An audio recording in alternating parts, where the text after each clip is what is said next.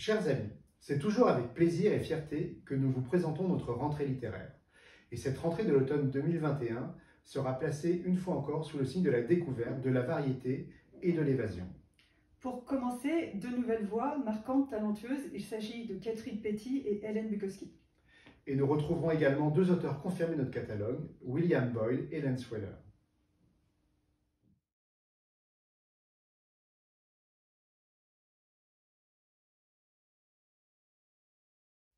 Le premier roman de cette rentrée littéraire est le roman de Catherine Petty, True Story. C'est un livre absolument inoubliable, époustouflant, qui m'a conquis dès sa première lecture. Avant de vous parler du livre, laissons la parole à Catherine Petty.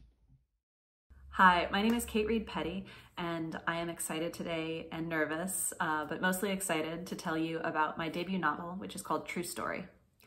So True Story is a book about men and women and the politics of storytelling. It starts with the rumor of a sexual assault at a high school lacrosse party in the late 90s in America, and it's a rumor that radiates through the lives of 4 characters for the next 15 years. And as the book follows these different characters as they deal with the repercussions, it also changes style and genre, so switching between horror and noir and the campus novel and even movie screenplays and college essays. And it does this partly because it mirrors the way that stories about sexual assault get pieced together into kind of an official story. But playing with genre also let me, steal tricks from some of my favorite genre fictions, because I really wanted True Story to be a page turner. I wanted to seduce readers who might not pick up a book with a feminist heart otherwise. And I want it to be something enjoyable. I love page turners. But ultimately, this book is about whether and how any of us can radically retake control of the stories of our own lives and tell our stories in a way that feels true to us. So that is True Story. Having it published in France is an amazing honor. I'm so grateful. I'm so grateful to all of you booksellers who are willing to give this novel a chance. And thank you so much for your time.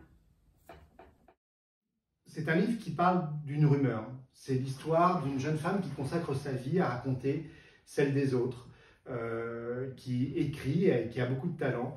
Et pourtant, toute son existence a été marquée par quelque chose qui s'est peut-être produit ou pas lorsqu'elle était lycéenne en 1999. En fait, Catherine Petty nous raconte l'histoire de cette jeune femme à travers la rumeur de ce qui s'est passé cette nuit-là ou pas, et comment cette rumeur va façonner la vie des personnages qui étaient présents ce soir-là, Alice, sa meilleure amie, et les 2 garçons qui ont prétendu qu'il s'était passé quelque chose après une soirée trop arrosée. C'est un livre extrêmement ludique, construit comme une espèce de piège machiavélique. Catherine Petty joue avec les lecteurs. Chaque passage du livre est une surprise, et vous voyez bien que quelque chose se construit, vous croyez aller quelque part, et en fait, jusqu'à la dernière page, vos certitudes vont être bousculées. Je pense que c'est un livre qui ne ressemble à rien de ce qu'on a déjà publié dans le catalogue, que c'est une découverte exceptionnelle. J'ai rarement vu autant d'intelligence et éprouvé autant de plaisir à lire un livre sur des sujets à la fois graves et très contemporains et en même temps éternels, que sont la manière de raconter une histoire, notre rapport à la vérité, et comment la manipulation de cette vérité ou de ces histoires peut avoir des conséquences dramatiques sur la vie des gens. Oui, True Story, effectivement, moi non plus, j'avais jamais lu un livre comme celui-là, et je pense que oui, on n'en a jamais publié. C'est une vraie découverte. Ce livre est absolument brillant. Catherine Petty fait preuve d'une intelligence, d'une audace aussi, et d'une fantaisie malgré tout. Enfin, il y a aussi de la fantaisie. Notamment, elle fait une chose que j'ai découvert grâce à ce livre. Elle utilise différentes formes de narration, différentes formes, différents genres littéraires pour servir son propos, pour parler justement de cette rumeur. Et elle va, que ce soit utiliser des lettres de motivation, un scénario de film d'horreur, le genre du campus novel, voire même une nouvelle à l'intérieur du roman, Et par ces procédés, elle va petit à petit construire ce puzzle Machiavelli, comme disait Oliver, et nous amener, nous balader, nous lecteurs, de manière extrêmement divertissante, mais avec toujours en tête l'idée de nous raconter une histoire et toutes ses versions, et à quel point justement la littérature a ce pouvoir-là, comment raconter une histoire et comment la manière qu'on a de la raconter dit une chose ou pas. Jusqu'au bout, vous êtes baladé, le titre prend son sens une fois la dernière page fermée. C'est absolument formidable, lisez-le, et en plus de cela, clairement, vous ouvrez ce livre, vous ne pouvez pas le lâcher. Voilà, c'est un livre qui fait penser au film de Christopher Nolan ou d'Hitchcock, ou aussi à La vie mode d'emploi de Georges Perec.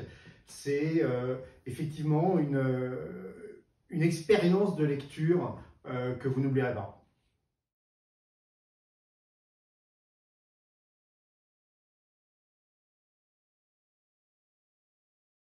On continue donc l'exploration des territoires romanesques hors Amérique et on part cette fois-ci en Allemagne avec Hélène Bukowski et son premier roman. Hélène Bukowski, c'est une jeune autrice de 28 ans, elle en avait simplement 26 lorsqu'elle a écrit Les Dents de lait, et pour écrire ce titre, elle s'est mise elle-même en situation puisqu'elle est partie dans une cabane en Basse-Saxe avec pour seule compagnie un chien et une vieille dame qui venait lui apporter ses repas. Les Dents de lait, c'est un livre, c'est une dystopie. Hélène Bukowski fait partie des auteurs de cette génération, des auteurs engagés qui sont porteurs d'idéaux à la fois écologiques et pacifistes. Dans Les Dents de lait, elle raconte donc l'histoire de Skjalde, qui est une adolescente. Elle vit recluse avec sa mère. Très vite, on comprend qu'elles appartiennent à une sorte de communauté de survie et qu'il s'est passé une catastrophe écologique. Skjalde n'a qu'une règle à suivre, c'est qu'elle ne doit pas sortir du périmètre de son jardin, parce que l'extérieur est forcément dangereux. On comprendra très vite que l'intérieur est aussi très dangereux pour Skjalde. Et puis un jour, elle commet la transgression et elle s'aventure dans une forêt, elle découvre une petite fille, Mésis, qui n'appartient pas à la communauté, et elle va la ramener chez elle, ce qui va évidemment précipiter les choses, puisque les villageois vont vouloir chasser cette petite fille qui, selon eux, n'appartient pas à la communauté. Les Dents de lait, c'est plusieurs choses à la fois. C'est à la fois un conte cruel sur le passage à l'âge adulte. Skjalde fait partie de ce monde archaïque, elle est adolescente et elle va se transformer en mère de Mésis. On a aussi un roman qui a une véritable atmosphère, une atmosphère à la fois très oppressante, très angoissante, qui est maintenue tout au long du roman, qui peut rappeler évidemment Dans la forêt de Jane Egland. On est entre le roman post-apocalyptique, le roman d'aventure. On suit le personnage de Skjalde, sa protection de Mésis. Enfin, Hélène Bukowski, comme je le disais en préambule, c'est vraiment une auteure qui a des choses à dire, une auteure engagée. À la fois, elle veut parler de la catastrophe climatique qui nous guette, mais aussi de la catastrophe sociale, avec cette communauté retranchée sur elle-même, qui prêche l'isolationnisme, qui a peur de l'étranger, qui est pétrie de superstition. C'est vraiment ce monde archaïque qu'Hélène Bukowski veut décrire et qu'elle fait avec un grand talent. Les Dents de lait est un premier roman frappant et très prometteur. C'est très émouvant pour moi en tant qu'éditeur de me dire qu'une si jeune femme possède autant de talent et une telle ambition de vouloir défendre des idéaux à travers son livre. Je pense que le livre d'Hélène Bukowski saura vous impressionner.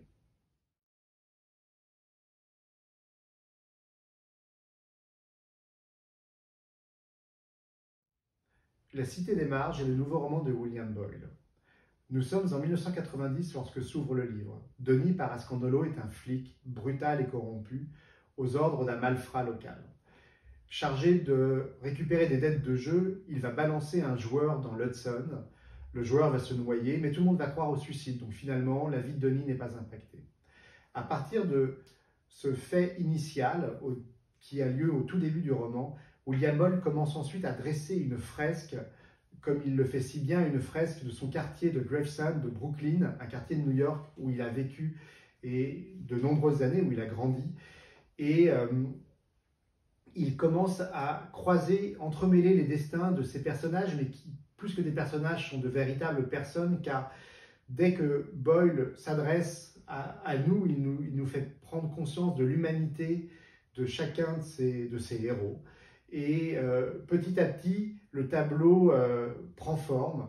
et vous entraîne dans une immersion complète dans la vie d'un quartier de Brooklyn et dans les conséquences qu'un drame survenu quelques années auparavant va avoir sur la vie des gens d'aujourd'hui. C'est un roman à la fois nostalgique, touchant, sombre, mais toujours avec une lumière au bout du chemin. C'est la marque de fabrique de cet auteur, c'est la marque de fabrique de William Boyle, c'est que c'est un auteur de romans noirs empreint d'une très très grande humanité. William Boyle est un auteur édité par François Guérif, auquel je laisse la parole. Dès son premier livre, Gravesend, William Boyle a décidé de faire une chronique de Brooklyn. Brooklyn, une ville qu'il connaît bien, un quartier plutôt de New York qu'il connaît bien, et dont il dit que les gens ont des vies minuscules avec des rêves énormes. Il raconte même, ce qui est assez touchant, que quand il était plus jeune, il passait devant les bars, parce que Brooklyn est un des quartiers où il y a le plus de bars possible, et qu'il n'avait pas le droit d'entrer dans ces bars, mais qu'il imaginait ce qui se passait derrière les vitrines de ces bars. Et donc il a dit que le Brooklyn change. Au début c'était italo-américain, maintenant il y a beaucoup de Russes, il y a beaucoup de Chinois, etc. Mais il a envie de faire la chronique de tous ces gens. Pourquoi? D'où le titre du dernier livre, City of Margins. En effet, c'est la ville des marges, c'est la ville des marginaux, c'est la ville où les gens qui ne sont pas bien, qui ne sont pas intégrés, se retrouvent. C'est le quartier où les gens se retrouvent. Et là où l'œuvre de Boyle me paraît importante, c'est qu'il se réfère à des auteurs finalement un petit peu comme Faulkner avec Topher Conti, qui avait décidé que finalement le sujet de son œuvre, c'était le comté qu'il connaissait. Et d'un seul coup, je vois ce jeune auteur qui a que 40 ans, qui a écrit 7 ou 8 romans pour l'instant simplement, qui a décidé que son sujet serait le quartier dans lequel il a grandi, dans lequel il a été disquaire, dans lequel ses parents ont vécu. Et je trouve qu'il y a un côté presque balsacien dans son œuvre, une espèce d'ambition de décrire un monde qui est un monde marginal, dont lui connaît les marges et dont il peut décrire tous les aspects totalement différents et en rendre la complexité et l'émotion.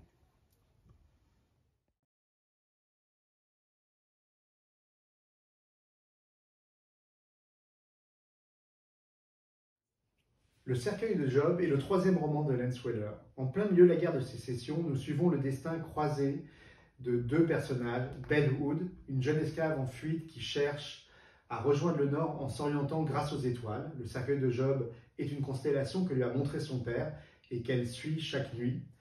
Et nous suivons également le destin de Jeremiah Hawk, un soldat confédéré qui a participé à la bataille de Shiloh.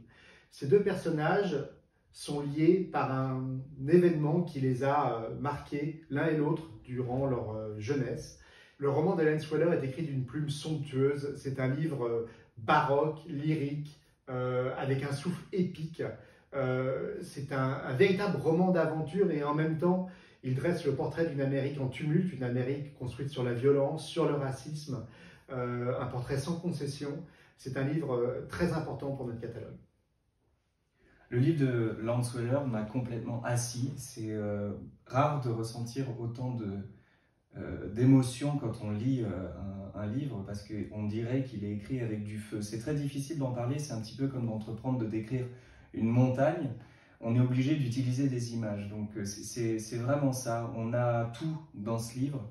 On a des scènes, des portraits, on dirait de la peinture, mais comme c'est de la littérature, on dirait une peinture qui bouge. C'est un livre qui a l'air beaucoup plus grand à l'intérieur qu'il ne l'est à l'extérieur. Je ne sais pas exactement comment rendre l'émotion immense que j'ai ressentie en le lisant, mais c'est un livre extrêmement important pour notre catalogue, notamment aussi parce que Lance Weller n'est pas édité en Amérique. En effet, ce roman sort en avant-première mondiale et c'est une fierté supplémentaire pour nous. Mélange des voix, mélange des genres, mélange des univers et des émotions. Nous espérons que le programme que nous venons de vous présenter saura vous séduire et vous procurera du plaisir. Et nous vous souhaitons à tous de très belles lectures. Merci beaucoup.